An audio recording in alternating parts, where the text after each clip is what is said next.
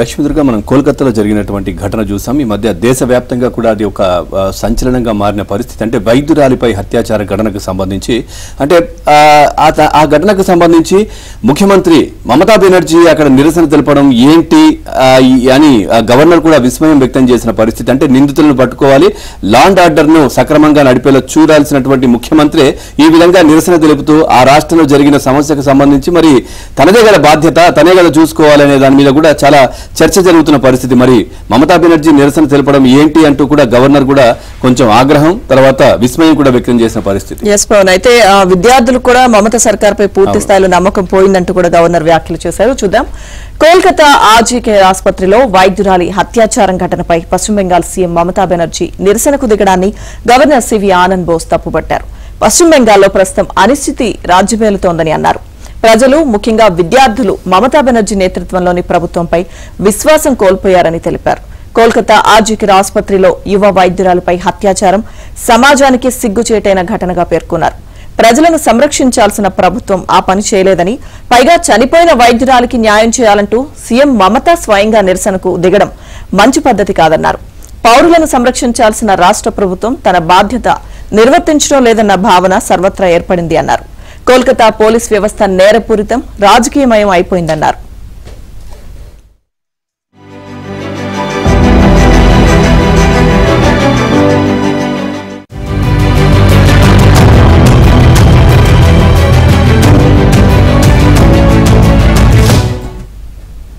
ఇక కేంద్ర ప్రభుత్వ ఆధ్వర్యంలోని ఎయిమ్స్, ఈఎస్ఐ ఆసుపత్రులు, వైద్య కళాశాలల్లో భద్రతను పెంచాలని నిర్ణయించిన కేంద్ర ఆరోగ్య శాఖ మార్గదర్శకాలు జారీ చేసింది. ఆసుపత్రి ప్రాంగణంలో వైద్య సిబ్బందిపై దాడులను నిరోధించడానికి రాష్ట్ర చట్టం ప్రకారం చర్యలు తీసుకోవాలని కోరింది.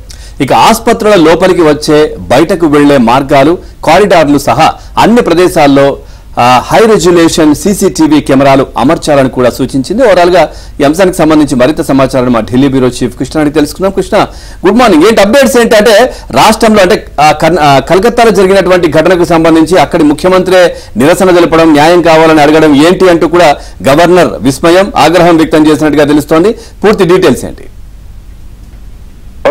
పశ్చిమ బెంగాల్ గవర్నర్ ఆనంద్ బోస్, అదేవిధంగా పశ్చిమ బెంగాల్ సీఎం మమతా బెనర్జీల మధ్య వివాదం రోజు రోజుకి కొత్త మలుపు చూస్తుంది. నిన్న ఆయన ఢిల్లీకి వచ్చినటువంటి ఏదైతే గవర్నర్ ఆనంద్ బోస్, రాష్ట్రపతి ద్రౌపది ముర్ము, ఉపరాష్ట్రపతి ధన్కర్ తో కూడా సమావేశమయ్యారు. కోల్కతాలో జూనియర్ వైద్యురాలి పైన జరిగినటువంటి ఘటన పైన బెంగాల్ తో పాటు దేశవ్యాప్తంగా తీవ్ర ఆందోళన వ్యక్తమవుతున్న నేపథ్యంలో ఈ భేటీకి చాలా ప్రాధాన్యత ఏర్పడిందని చెప్పొచ్చు. బెంగాల్లో నెలకొన్నటువంటి పరిస్థితులను వీళ్ళిద్దరికి కూడా, రాష్ట్రపతి ఉపరాష్ట్రపతి ఇద్దరికి కూడా ఆయన వివరించారు. గవర్నర్ పర్యటనలో భాగంగా అమిత్ షా, జేపీ నడ్డాతో కూడా ఈ రోజు భేటీ కాబోతున్నారు. సో ఈ భేటీకి ప్రాధాన్యత సంతరించిందని చెప్పొచ్చు. రాష్ట్రంలో ఏదైనా శాంతి భద్రతలు కొంత వైఫల్యం చెందినప్పుడు గవర్నర్ ఢిల్లీకి వస్తే ఖచ్చితంగా ఆ రాష్ట్రానికి సంబంధించినటువంటి శాంతి భద్రతలకు సంబంధించిన నివేదికను కేంద్ర ప్రభుత్వానికి అందజేసే అవకాశం ఉంది. గవర్నర్ నియమించే అధికారం అంతా కేంద్ర హోంశాఖ ఉంది కాబట్టి హోంశాఖ కూడా ఆయన నిజానికి ప్రతి నెల రిపోర్ట్స్ పంపిస్తూ ఉంటారు.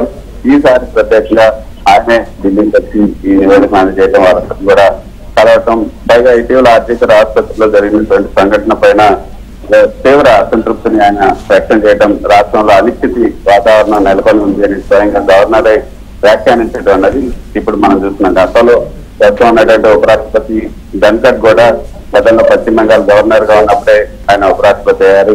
ఆయన స్వయంగా అక్కడ ఉన్నటువంటి పరిస్థితులన్నీ తెలుసు కాబట్టి ఇప్పుడు అక్కడ కొంత ఏం జరుగుతుంది, అక్కడ రాష్ట్రపతి పాలనకి ఏమైనా అంతా రంగం సిద్ధం అవుతుందా అన్న ఆలోచన, ఒక అభిప్రాయం అయితే అందరిలో కలుగుతుందనే చెప్పొచ్చు. బెంగాల్లో రాష్ట్రపతి పాలనకు కేంద్రం మొగ్గుతుందా అన్న ఒక డైరెక్షన్ కూడా ఉంది. కాబట్టి మమతా బెనర్జీ ఆర్జీకే ఆసుపత్రిలో జరిగినటువంటి సంఘటన పైన ఆరోగ్య శాఖ మంత్రి, హోంశాఖ మంత్రికి ఫిర్యాదు చేయడం అన్నది కొంత అపరిచితురాలిగా ఆమె ప్రవర్తిస్తున్నారు. ముఖ్యమంత్రి న్యాయం కోసం అటు రోడ్ల పైన ప్రదర్శన చేయడం అనేది ఆశ్చర్యప్రదమని గవర్నర్ చెప్పడం అంటే ఏదో జరుగుతుందన్న అనుమానాలు అయితే తలెత్తుతున్నాయి. Right, thank you Krishna, thanks for the updates.